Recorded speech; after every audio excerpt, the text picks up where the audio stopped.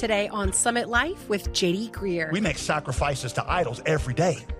It's when you compromise your integrity because you need to be married that you make a sacrifice to an idol. It's when you stay late and overwork at the expense of your family that you make a sacrifice to an idol. Satan is the spirit at work in all false worship, and sacrifices are the portals by which he gains control over your life.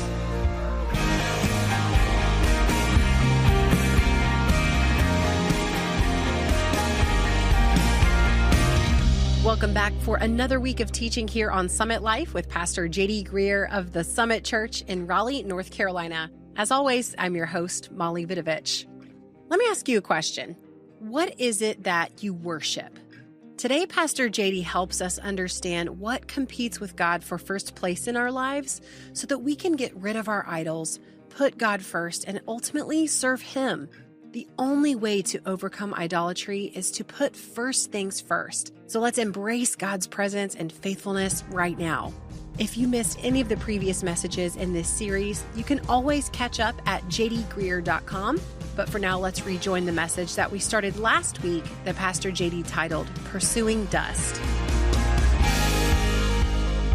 Idolatry is when something becomes so central and essential to your life that you could not imagine life being happy without the presence of that thing. Something so important to you that if you lost that thing, you would feel like life is hardly worth living. Write this down. Idolatry is not so much about what you bow your knees to, it's about what you lean your soul on. Or here's another way to think about it. One of the Hebrew words for worship is the word kabod. Kabod literally means weight. To worship something, in the Jewish mindset at least, is to give it weight in your heart. An idol is whatever in your heart is so weighty that you could not imagine life without that thing being any good. Here's the tricky part. An idol is almost never a bad thing in and of itself. Usually an idol is a good thing that you have given God-like weight that then turns into a bad thing for you. Or here's how you would say that. An idol is a good thing that you've turned into a God thing that then becomes a bad thing. So the question for you is this: what carries the most weight in your heart? To what do you assign the most worth? What is it that you would say about that thing? This constitutes a happy and complete life. And without the presence of that thing, life is not hardly worth living. What is that for you? Marriage. Just give me a good marriage and I'll be happy. The key to a happy life is to find that special somebody. And when you do that, everything else in your life is going to fall into place. And if you find that person, life will be good. But if you don't find that person, you're always going to feel like you're missing something. And you're always going to feel a little bit incomplete. Now, romance is an idol for a lot of people, or on the flip side, independence is an idol for a lot of other people. For other people, it's money. Tim Keller says it this way: an idol is whatever you envision, enabling you to live a life of power and joy without God. What is the one central thing for you? That's idolatry. So question number 2, how does idolatry then corrupt our behavior? I showed you in chapter 10, Paul ties idolatry to all forms of their corrupted behavior. Verse 6, because of their idolatry, the children of Israel, verse 8, gave themselves to sexual immorality. Then they started complaining and grumbling against God. Paul tells us to learn from their example and avoid that trap. So let's just consider, okay? How is your idolatry corrupting your behavior? Well, see, whatever you feel like you have to have for life to be complete, you'll be willing to do whatever it takes to obtain. Martin Luther said this about 500 years ago. I love this. Martin Luther said, when you read the 10 Commandments, you should notice that God bookended the 10 Commandments with 2 commandments about idolatry. Now, the first one is explicitly about idolatry. You should have no other gods but God, which means he should be the one essential for happiness. But the 10th commandment says not to covet, which literally means to yearn for something. Literally in the Greek version of the Old Testament, it uses the word epithumia. Thou shalt not epithumia. You shall not yearn deep in your soul for something that you feel like you could not be happy without. When you're coveting, you're like, I don't have this thing, but my neighbor has that thing, and my life is miserable because I don't have that thing, so I want that thing. Thou shalt not epithumia. And what what Martin Luther said is the reason God bookended the 10 commandments with those 2 commandments is because if you kept those 2, then you would keep all the other 8 naturally as if they were a cakewalk, right? I mean, think about it. It's because you idolize sex and romance that you break your marriage vows and commit adultery. It's not that you're just an inherently bad person. It's that you epithemia a certain kind of love and romance, and that's not being found in your marriage right now. It's because you idolize money that you steal. You're not naturally a dishonest person. It's just that you've learned that this little fudge here or this little cut corner there, that can get you that cherished extra money. It's because you idolize money that you break God's commandments to be generous and to tithe. It's not that you're a stingy person. It's just that you could not give away money because you depend on money for happiness and security. So you can't obey God there because you epithumia this financial freedom. It's because you idolize the opinions of others that you lie. You realize as an adult, look at yourself, the times that you lie are usually to protect your image because you still idolize what people think. You bend the truth to make them think well of you. Idolatry drives our sinful choices. It corrupts our hearts, which in turn corrupts our behavior. Ironically, one of the best places I've ever heard that expressed was by a guy named David Foster Wallace, who is not a Christian. He's the acclaimed postmodern novelist. In a famous commencement address that he gave at Kenyon College, David Foster Wallace said this. He said, then I quote, "In the day-to-day trenches of adult life, there is no such thing as not worshiping." He's not a religious man talking to other religious people. He's just talking to everybody. Everybody worships. Everybody worships. The only choice we get is what to worship. If you worship money and material possessions, if they are where you tap real meaning in life, then you will never have enough. You'll always find yourself, no matter what you get to, needing just a little bit more. You can never be content. Watch this. Worship your own body and beauty or sexual allure, and you will always feel ugly.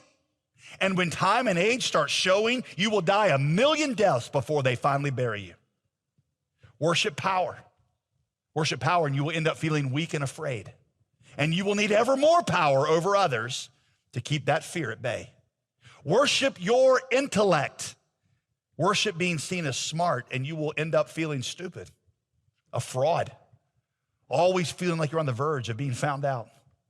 Some of you look around right now in your life at a destroyed part of your life. Maybe your family is in tatters, and what you'll do if you're honest is you'll acknowledge that was sacrificed to some idol.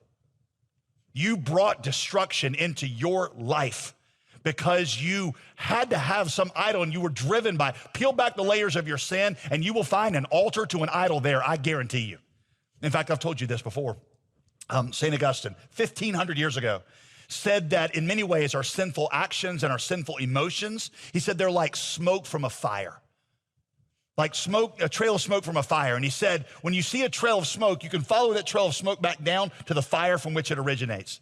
He said, look at the smoke of your sinful behavior and sinful emotions and trace it back down, and you'll find the altar of the idol that you're worshiping at. In some ways, friends, the worst possible thing for you to do if there's smoke in your house is just to try to get rid of the smoke.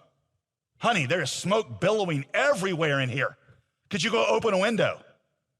No, if you see smoke in your house, you need to figure out where that fire is coming from and put out that fire. When you see the smoke of bad behaviors or complicated emotions in your heart, don't just wave away the smoke. Figure out what idol that smoke is coming from. It's like Paul Tripp always says, if you worship your way into sin, then you're gonna have to worship your way out. It's not behavior change that you need. It's not New Year's resolutions you need. It is a change of what you worship. That's the source of everything. I remember one of the first times I was teaching on this. I was trying to illustrate it for all of you. I was trying to be humble, trying to show you how my own sins were driven by idolatry. So I asked my wife, Veronica, to help me come up with a list of sins that I struggled with that I could share with you to see if we could determine in my top 5 list of sins if there was a pattern of idolatry behind them. For the record, that was a huge mistake. I feel like my wife must have had a little list over on the bedside that she kept ready for just this moment. She started rattling them off like something she'd memorized for years. Next time I thought, I'm doing this all by myself, okay? But as we talked, it did begin to seem like every fault I had was connected to image management. My worries in life are driven by fear of not being successful and other people concluding that I'm a failure. I've already told you that any tendencies I have to lie are almost always to protect my image and guard my reputation. I exaggerate my accomplishments. I'll kind of hide a certain failure because it's image management. A lot of my anger gets driven by somebody disrespecting me or making me look foolish in the eyes of others. Sinful anger in my heart comes from this idol of worshiping other people's opinions that I've struggled with all my life. And you're like, man, you really got problems. Are you sure you should be a pastor? No? But see, here's the thing. I'm the same as you. I just got the courage to stand up here and be honest about my failures. Of course, maybe the reason I'm doing this is so you will admire me for my transparency and my honesty and my humility. I don't know. I'm just telling you, my heart is so messed up on all this. I can't tell where up and down is sometimes. But the point is, I know that my own sin is driven by idolatry, and so is yours. I know that I can't just brush away the smoke. I need to be looking to my heart and finding out where that fire is coming from. You're listening to Summit Life with J.D. Greear. To learn more about this ministry, visit jdgreear.com. You've joined us in the middle of our teaching series called Cutting Through the Noise. And if you're enjoying these messages, you won't want to miss this month's featured resource. It's a short study titled Cutting Through the Noise, 14 5-minute studies in 1 Corinthians. This set of quick, on-the-go devotionals is designed to help you apply the teachings of 1 Corinthians to your daily life. It's perfect for personal growth or for use in a small group setting. Don't make time an excuse to not study God's Word. This resource has you covered. So even if you're on the run, you can deepen your understanding of this important book of the Bible by getting your copy of Cutting Through the Noise, 14 5-minute studies in 1 Corinthians.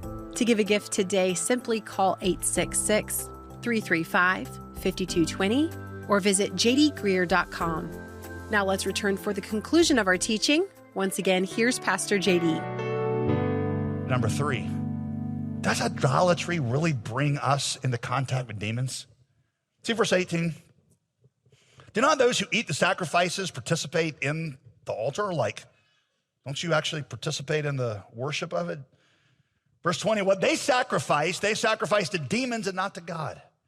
Meaning, when you make a sacrifice to an idol, you are in communion with the power of that idol, and for idols in the world, there are demons behind them. You say, well, come on.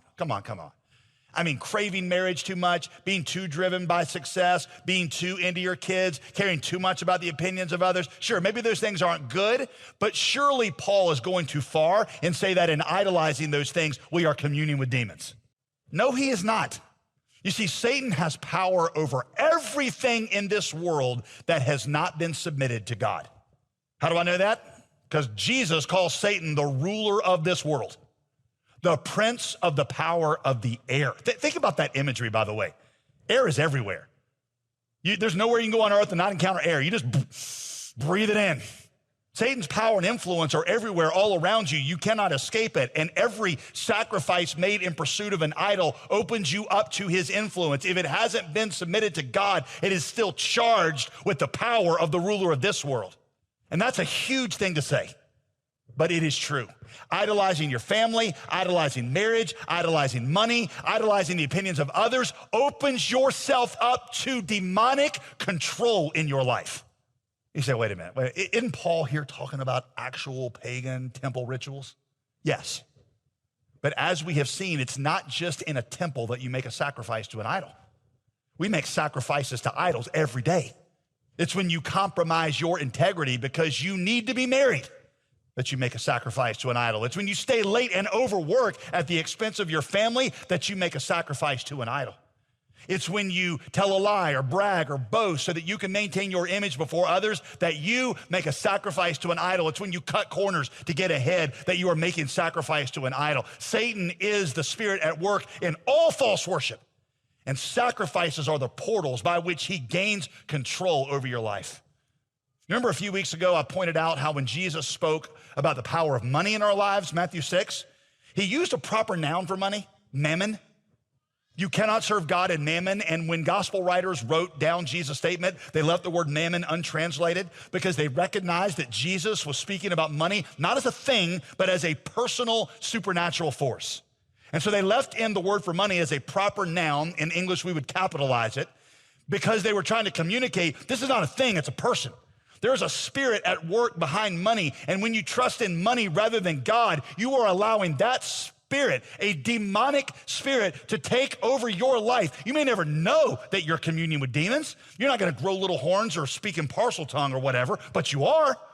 Friend, verse 14, so then, my dear friends, flee from idolatry. Run from it like your life depends on it. Run away from it, because this is the battle for your soul. There's two incredible Jewish scholars, Moshe Halbertal and Avishai Margalit, and they say this: the central principle of the whole Bible is the rejection of idolatry. I actually disagree. I think the central premise is Jesus, but for two Jewish scholars reading the Old Testament, that's significant for them to pick up, because it is true that the dominant theme that runs from cover to cover in your Bible is who's going to win the battle for your heart. Is it going to be God, or is it going to be some lesser thing? What are you going to worship? Are you going to give yourself to the worship of the living God, or are you going to give yourself to some lesser thing, some dead idol, some created thing? Paul says in Romans 1 that this is the battleground of the human soul. Are you going to worship God or worship an idol? So heed what Paul says to these Corinthians: flee idolatry. It's like your life depends on it. So let's close with this. How do we escape idolatry? How are you going to escape idolatry? And you got to believe your way into it. Watch this, verse 13. Paul puts the key right in the middle of the chapter. There's no temptation that is overtaking you, but such as is common to man. But God is faithful. There's your phrase right there. 3 words, the idolatry killer. God is faithful. If you got a Bible out, I want you to highlight that, star it, underline it, take a tube of lipstick, smear it, prick your finger, dab it in blood, whatever it takes. God is faithful, and he will not allow you to be tempted beyond what you are able, but will with the temptation also make a way of escape that you might be able to bear it. God is faithful. The way to overcome idolatry is to lean into the presence and the faithfulness of God. Because when you believe that God is present and that God is real and that he is filled with unconditional and unrelenting love towards you, that he is ready to help you, then your captivity to idols will be broken. Again, if you worshiped your way into sin, you're going to have to worship your way out. Look how the writer of Hebrews explains it. Y'all, this is one of my favorite verses in the Bible. Hebrews 13:5. Keep your life free from covetousness. Remember, that's another word for idolatry. Keep your life free from epithumia. Don't let it control your behavior. And be content with what you have. Why can you be content with what you have? Well, because he has said, I'll never leave you or forsake you. And because of that, you can confidently say, the Lord is my helper. I will not fear. What could man do to me? Freedom from the fear and the craving that leads to idolatry is found in confidence in the presence and the love of God. You know, over break, I spent a lot of time in Psalm 23. Such an amazing passage. I've had it memorized since I was a kid, and I feel like it's like going out into the ocean, and you suddenly have a wave goes over your head, and you feel like you're in deep, and you're like, man, this feels so deep. And then you realize that, like, you know, a couple miles out there, it's a couple miles deep. I mean, this is what that psalm is to me. I'm going to come back and do a whole series on it, I think. But the promises of that psalm are almost too good to be true, are they not? It's not supposed to be poetry, it's theology.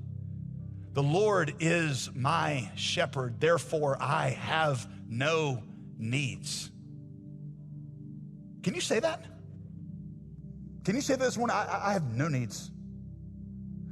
When I read that, I'm like, well, David had needs. Scholars say that David probably wrote this when he was on the run from Saul, living in caves. Sounds to me like he's got needs.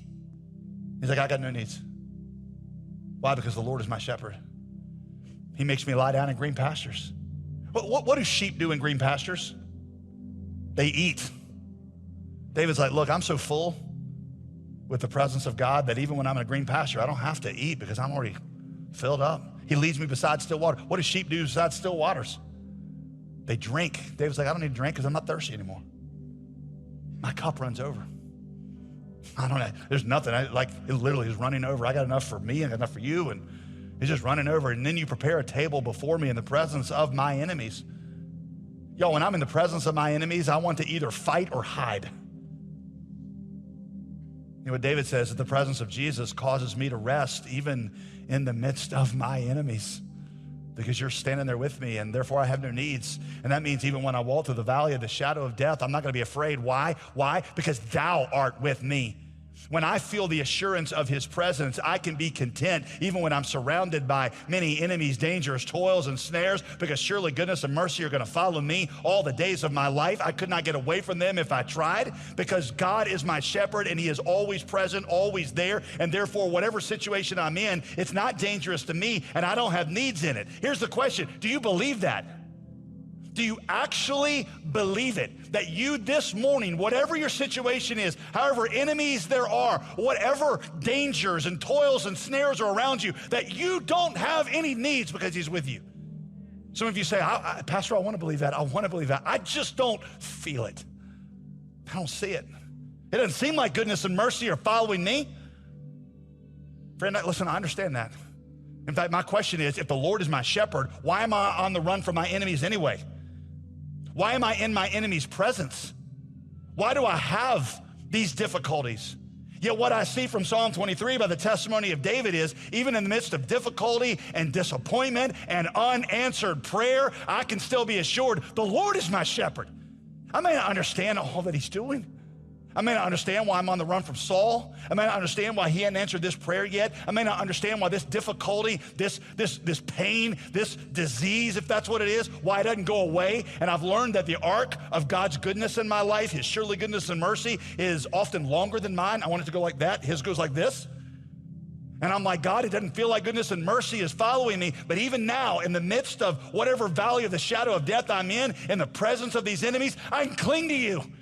And my cup runs over with you, and I'm not even hungry in the presence of these green pastures. I'm not thirsty anymore because I trust you and I see you. I see you in your goodness and your love. I see that in the cross. Friend, you may not understand how God is going to turn these things in your life for good. I don't with a lot of things, but what you can see is what he revealed about himself at the cross. Just see that. Just see it and rest. And then, like the writer of Hebrews says, you'll find that your cravings and your fears just evaporate. Epithumia just begins to dissipate. Dallas Willard says it this way: the freedom from frantic desire to have is grounded in God's promise to never leave us. The freedom from the frantic desire caused by fear. The freedom from the frantic desire caused by coveting that is grounded in God's promise to never leave us and to always be our helper. What is first place in your life? What a great reminder for us all. If you missed any part of today's message or want to share it with a friend, you can listen to this and any other Summit Life broadcast free of charge at jdgreear.com. And if you haven't already, be sure to get a hold of our latest premium resource, Cutting Through the Noise, 14 5-minute studies in 1 Corinthians. This is a resource that will help you dive deeper into the teachings of 1 Corinthians and apply them to your daily life. In just 5 minutes a day, these 14 sessions will guide you through the book of 1 Corinthians and help you understand its message more clearly.